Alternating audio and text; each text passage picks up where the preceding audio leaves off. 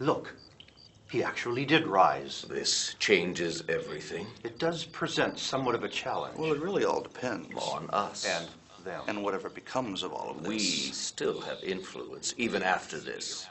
This only makes a difference if it's true. And it is true. So we create a little doubt. Maybe today it appears to be true. To those who just saw it anyway. To those who witness it firsthand, maybe. But in the long run, let's say 100, 1,000, 2,000 years from now, I doubt if anyone will remember it, let alone believe it. So, we'll start with a lie.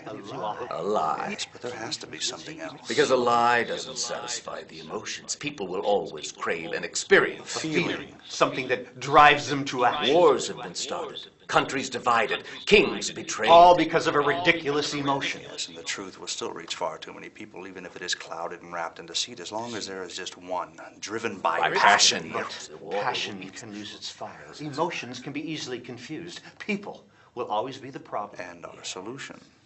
The way I see it, it's still in the hands of people to share it. Teach it. And live it. And when things are in the hands of people, it's always a sure bet that at some point they'll get tired, lazy, too busy, distracted, scared. Scared because they fear for their lives. They fear personal rejection. Embarrassment, being ridiculed. Being looked at as freaks. Being excluded. Yes, we have spun 1,000 tales, but we will have to be very clever with this one. On this rests all of his promises. All of his promises. So, we'll have to make them fearful, doubtful. By twisting the facts just a little. And cause them to hate for no real reason.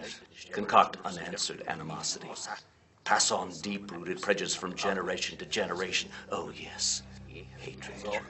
Not only directed to them, but dwelling among so them. that even if it were true, by the time it reached the ears of others, those sharing the truth would be so hated that it wouldn't even matter. No one would listen to them, or want to be like them, or have anything to do with them. And before you know it, they'd just be discarded as self-righteous fanatics. And everyone will focus on their flaws and their humor. And we will direct their attention to the wrong things and to the wrong persons. Taking their eyes off the truth can be just as powerful as a direct lie.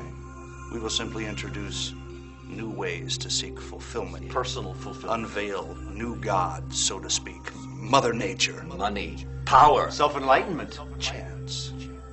Yes. At the root of all absolute truth lay its most powerful adversary. Relativism. Oh, what's true for one may not be true at all for another. And what's right for her may not be right for him. As long as it makes them happy. And if we can make others think that Scripture is some constricting, impossible task, they will lose hope in it. And as they lose hope, they will lose their passion and their direction. And they will begin to bicker over the truth, and allegorize it, and start arguing over things like history, translation, authenticity. And they will plague themselves with ritual to declare some sense of higher purpose without having any joy. Yes, they will create their own stories, develop their own beliefs. That's it. We will introduce religion to take the place of relationship. And they will cling to it instead of him. With a simple distortion. Bitterness and resentment. They will grow to hate one another. And people will become afraid. And religion will fight against religion. And religion people against religion. And nation against nation. And nation against nation. And nation against nation. And they will be divided because of their misbeliefs. It will actually come to the point. Those who actually believe what happened here today will be rejected, hated, considered irrelevant and weak, persecuted, mistreated on every corner in every nation. Then they will fear to profess their faith. Fear to share their story, fear to make a difference. Fear to help their neighbor. Fear to worship. Fear to follow him. And then we have won.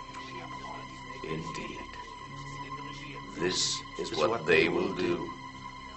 They will hate. And they will lie. And they will live in fear. I wonder if that's all it will take. Well, like we said,